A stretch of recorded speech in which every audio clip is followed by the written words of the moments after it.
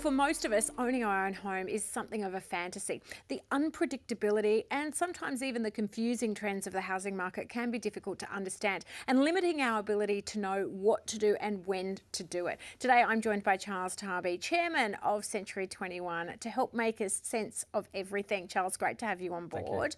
Now, you're very, very experienced in the field. For people who don't know, though, tell us a little bit about yourself and your experience in the property market. Thank you. Look, it's been a long time, 47 years this year, and it hasn't been 1 year 47 times, I can tell you.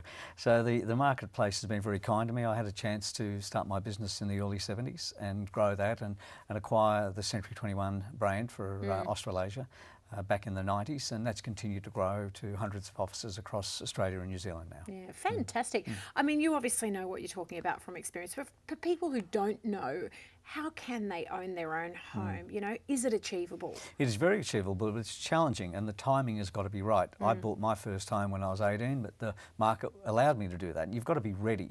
And if people are not ready to buy and the changing market comes their way, they'll miss out again.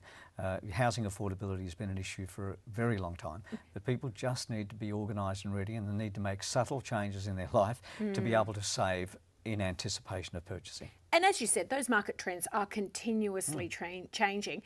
But how do average everyday people know when those trends are going to change, know when to buy? And it's good that you say that, everyday people, because a lot of people listen to the property pundits, many of whom don't really have property portfolios, strangely enough. The simplest way to find out is to keep in touch with the real estate industry itself.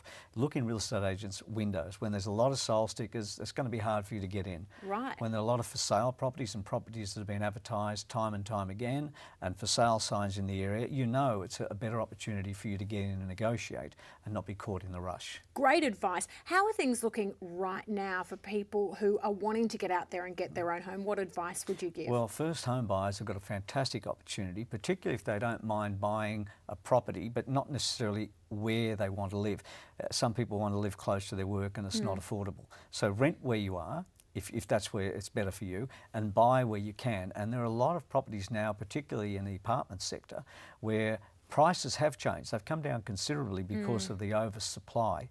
And there's great opportunity for first home buyers, particularly in that sector, to get in and get themselves established in the real estate market. What sort of tips would you give as far as areas? Because we hear so many times that the areas of potential are changing constantly. Don't buy in areas where, particularly with your first property, where you're looking for a high rental return. That's a big, big mistake, because high rental return doesn't necessarily mean capital growth. And capital growth is what you should be thinking about. Secondary is rental return.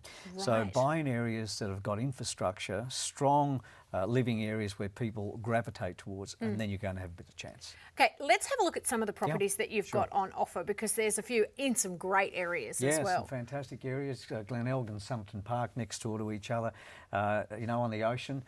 In South Australia, great location, Springwood, Blackstone. Those Blue Mountains areas have become more and more popular as the freeway's gotten stronger, and the lifestyle's fantastic. Wollstonecraft, Hornsby in the northern part of the city of Sydney. Again, that one at Hornsby, wow, you know, up to 3-bedroom penthouse style properties. Sunshine Beach, Noosa Heads, Mykonos House, I think that's fantastic. Over 30 years of age, that property, great design.